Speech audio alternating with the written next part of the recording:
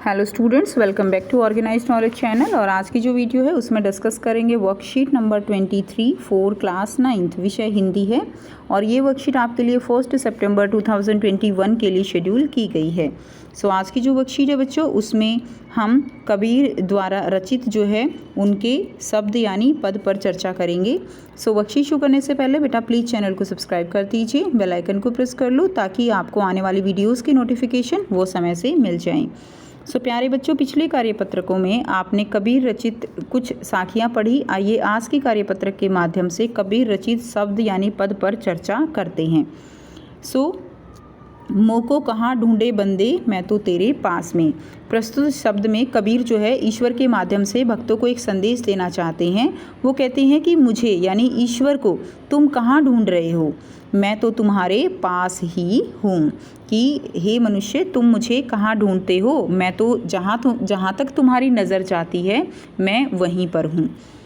ना मैं देवल में, ना मैं मस्जिद, ना काबे कैलाश में।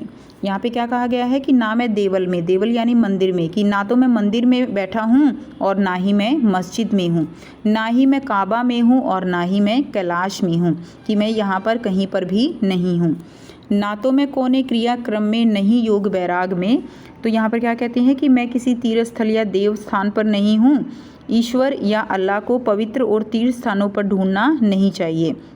यहाँ पर क्या कहा गया है कि ना ही मैं किसी विशेष क्रियाक्रम में हूँ।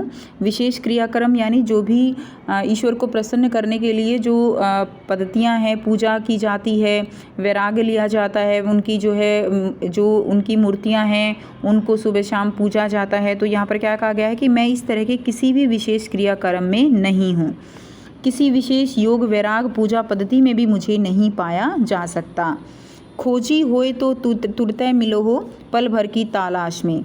कि अगर तुम खोजना चाहते हो, अगर तुम बहुत समझदार हो, ठीक है, तो तुम्हें मैं पल भर की तलाश में ही मिल सकता हूँ।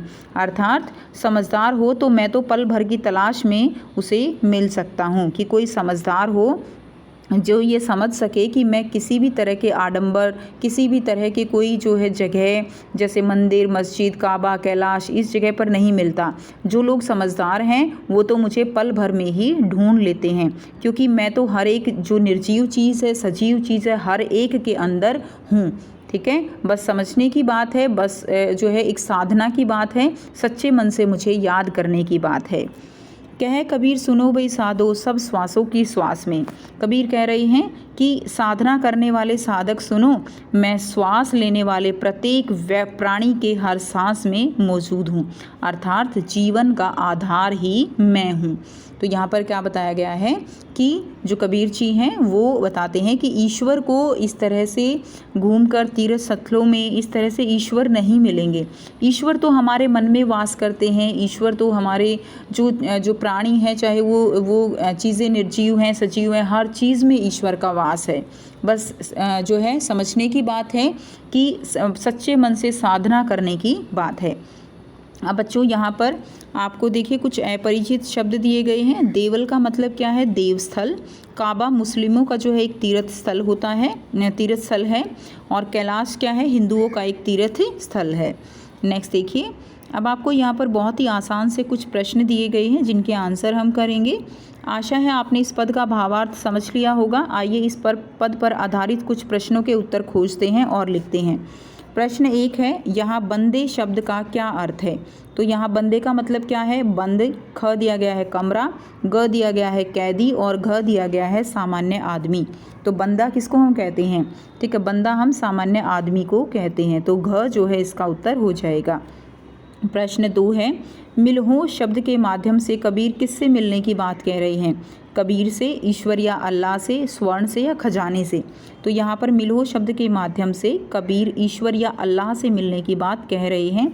ख जो है इसका सही आंसर हो जाएगा। यहाँ साधु शब्द से क्या तात्पर्य है? साधु का मतलब कोई कर्मचारी है या साधना करने वाला है या किसान है या उपर्युक्त में से कोई नहीं। तो यहाँ साधु शब्द से तात्पर्य है साधना करने वाला, यानी जो इंसान है जो साधना करने वाला है उसके लिए साधु शब्द का जो है यहाँ पर प्रयोग किया गया है। नेक्स्ट देखिए, प्रश्न 4, 5 और एक गतिविधि दी गई है। ठीक है, इनको हम डिटेल में करेंगे। यहाँ प्रश्न 4 जो दिया गया है, यहाँ क्रियाक्रम से क्या अभिप्राय है? तो आंसर क्या रहेगा? ईश्वर को प्रसन्न करने के लिए जो कार्य किए जाते हैं उनको क्रियाक्रम कहा जाता है, जैसे पूजा पद्धति, वैराग्य, योग आदि। ठीक है, तो इन सबको क्या कहते हैं? हम क्रियाक्रम कहते हैं। नेक्स्ट देखिए, प्रश्न 5 है, कबीर के अनुसार पल भर की तलाश में ईश्वर कैसे मिल सकता है? तो कबीर के अनुसार सच्चे मन से साधना करने से ईश्वर पल भर की तलाश में मिल सकता है, क्योंकि ईश्वर हर जगह हर प्राणी में उपस्थित है, यानी ईश्वर जीवन का आधार है। कबीर के अनुसार इसीलिए अगर आप समझदार हो, सच्चे साधक हो, तो आप पल भर में ही ईश्वर की तलाश कर सकते हो और उनसे मिल सकते हो। नेक्स्ट देखिए, नेक्स्ट आपको एक एक्टिविटी दी गई है। ठीक है, एक्टिविटी गतिविधि क्या है? आशा है आपने इस पद को पढ़ने और इसका भावार्थ समझने का आनंद लिया होगा।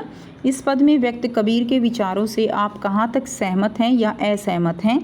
तो अपने विचार एक अनुच्छेद के रूप में आपको यहाँ पर लिखने हैं। तो यहाँ पर हम आपने जो है पूरा जो पद है वो पढ़ा, जिसमें हमने सीखा कि ईश्वर को कहीं बाहर जो है ढूंढने की ज़रूरत नहीं है। ईश्वर हमारे मन के अंदर है, ईश्वर हर एक प्राणी के अंदर है, ईश्वर हर एक सजीव और निर्जीव चीज़ के अंदर हैं। तो ये विचार जो है आपको इन विचारों से आप सहमत हैं या नहीं हैं, वो आपको यहाँ पर लिखना है। एक अनुच्छेद के रूप में आपको यहाँ पर जो है ये बातें लिखनी हैं। तो देखिए, अगर मैं अपनी बात करूं तो मैं जो है पद में व्यक्त कबीर जी के विचारों से पूरी तरह सहमत हूं। अगर बच्चों आप सहमत नहीं हो तो आप अपने विचार एक तर्क के साथ जो है अपनी कॉपी में ज़रूर लिखिएगा।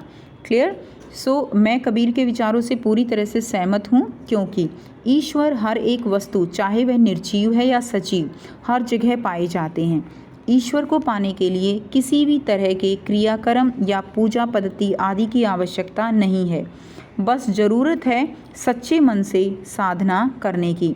अगर हम सच्चे मन से ईश्वर की साधना करते हैं तो हम ईश्वर की तलाश जो है वो कुछ ही क्षणों में पूरी कर सकते हैं। और जो लोग ईश्वर को तलाशने के लिए मंदिर, काबा, कैलाश दूर दूर तक जाते हैं, तो कबीर जी कहते हैं कि वो लोग जो है वो मूर्ख हैं, जो ईश्वर को ढूंढने के लिए बाहर निकलते हैं। ईश्वर तो हमारे मन के अंदर हमारे जो है पाया जाता है, और अगर हम समझदार हैं तो उनको हम पल भर में ही उनकी तलाश जो है वो पूरी हो सकती है। सो ये थी स्टूडेंट्स आपकी आज की वर्कशीट। आई होप सभी स्टूडेंट्स को ये वर्कशीट क्लियर है। अगर आप बच्चों को वीडियो अच्छी लगी तो प्लीज़ इसको लाइक कर दीजिए, शेयर कर दीजिए, और चैनल को भी आप सब्सक्राइब कर लीजिए अगर आप सब बच्चे चैनल पर न्यू हो। सो अगर आपको वीडियो अच्छी लगी तो जल्दी से चैनल को सब्सक्राइब कर दीजिए। So thanks for watching students. मिलते हैं नेक्स्ट वीडियो में नेक्स्ट वर्कशीट के साथ। Take care.